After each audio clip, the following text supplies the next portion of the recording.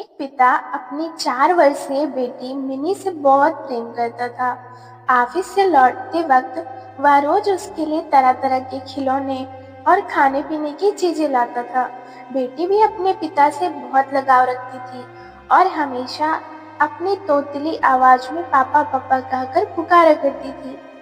दिन अच्छे बीत रहे थे कि अचानक एक दिन मिनी को बहुत तेज बुखार हुआ। सभी घबरा गए। वे दौड़े भागे डॉक्टर के पास गए, पर वहां ले जाते जाते मिनी की मृत्यु हो गई। परिवार पे तो मानो पहाड़ ही टूट गया और पिता की हालत तो मृत व्यक्ति के समान हो गई। मिनी के जाने के हफ्ते बाद भी वो ना किसी से बोलते ना बात करते, बस रोते ही रहते।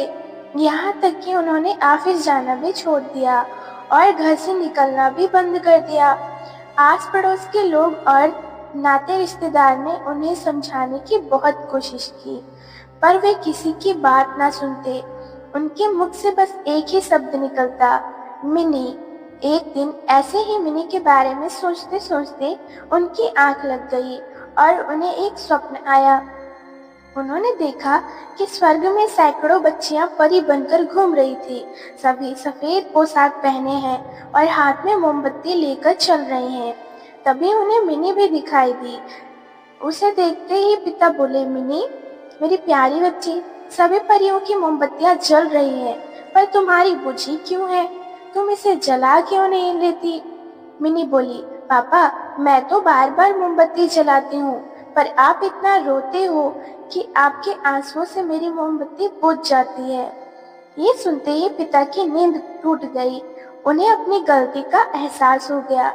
वो समझ गए कि उनके इस तरह दुखी रहने से उनकी बेटी भी खुश नहीं रह सकती और वह पुनः सामान्य जीवन की तरफ बढ़ने लगे। दोस्तों, किसी करीबी के जाने पर गम शब्द से बयान नहीं किया जा सकता, पर कहीं ना कहीं हमें अपने आप को मजबूत करना होता है और अपनी जिम्मेदारियों को निभाना होता है, और शायद ऐसा करना ही मरने वाले की आत्मा को शांति देता है। इसमें कोई संदेह नहीं कि जो हमसे प्रेम करते हैं वे हमें खुश ही देखना चाहते हैं, अपने जाने के बाद भी।